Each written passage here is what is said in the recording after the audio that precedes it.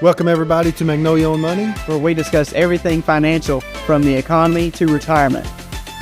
This is Magnolia on Money.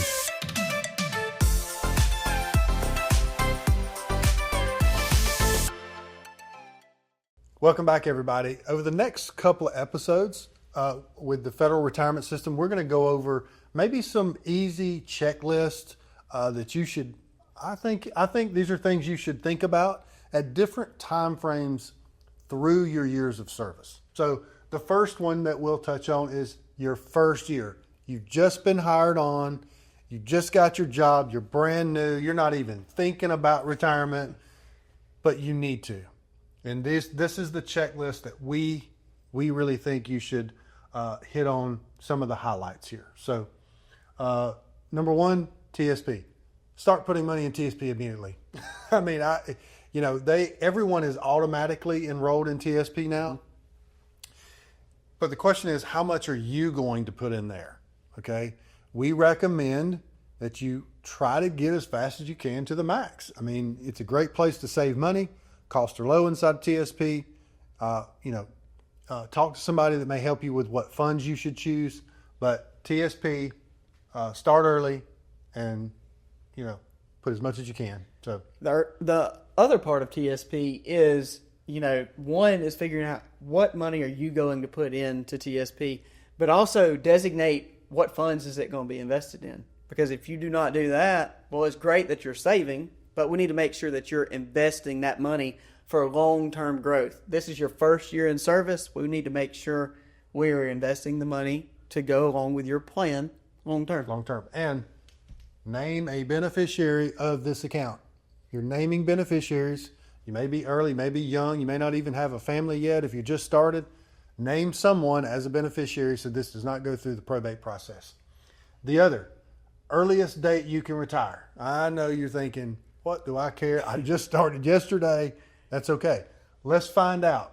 What is the earliest date that you can retire based off the information we have today?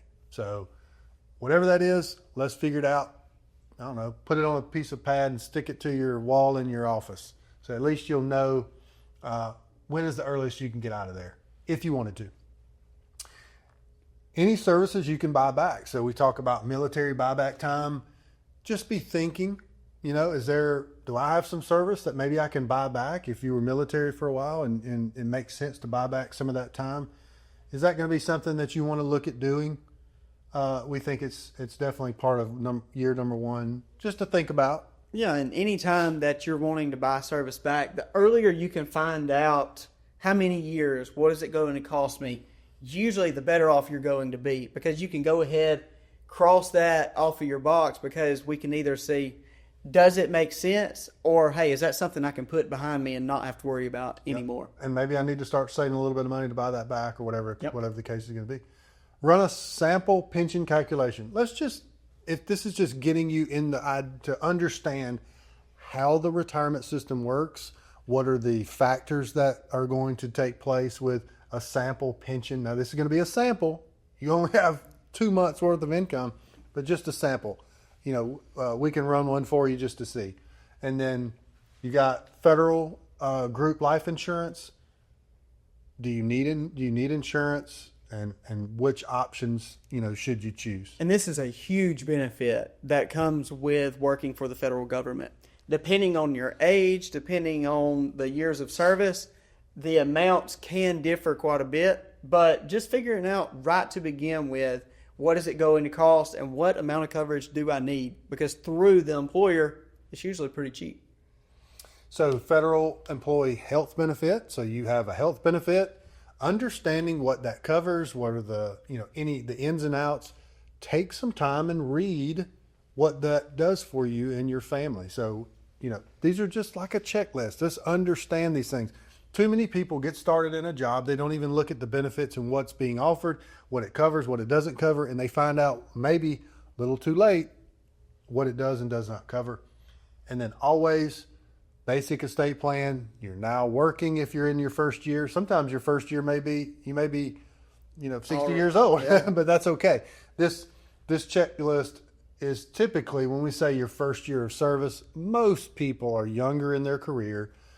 Start looking at a basic estate plan because we think everyone who starts work should have an estate plan that deals with maybe just to have a will, power of attorney, healthcare power of attorney, and a living will. Yeah, just something to designate of, all right, I'm starting to earn money. I have life insurance. I have TSP.